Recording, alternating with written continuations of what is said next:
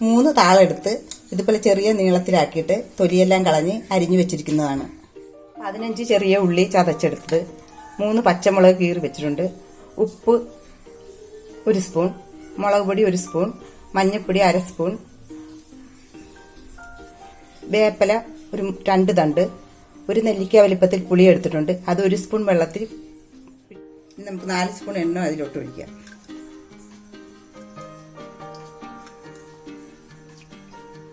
എണ്ണ ചൂടായിട്ടുണ്ട്, നമുക്ക് കടുകിടാം. ഇനി നമുക്ക് വേപ്പില ഇട്ടിട്ടുണ്ട്. ഇനി നമുക്ക് ഉള്ളി ഇടാം.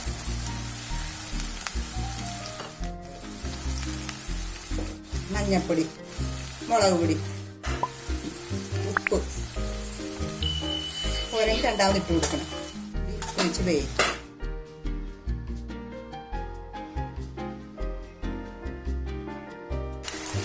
പുളി പിഴിഞ്ഞ വാറ്റി വെള്ളം 2 സ്പൂൺ ഉണ്ട്, അതുകൂടി നമുക്ക് ഒഴിച്ച് മൂടി വെച്ച് വേവിക്കാം.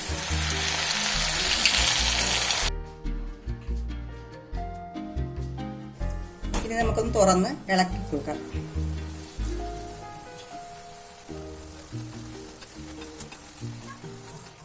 ഒരു 5 മിനിറ്റ് കൂടി അടച്ചു വെച്ച് വേവിക്കാം.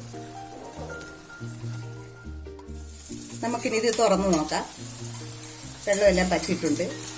നമുക്കിത് വിളമ്പണ പാത്രത്തിലോട്ട് മാറ്റാം. സ്റ്റവ് ഓഫ് ചെയ്യണം.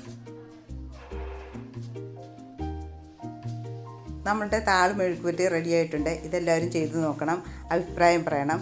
വീട്ടുരുചികളുമായി നമുക്ക് വീണ്ടും കാണാം. നന്ദി, നമസ്കാരം.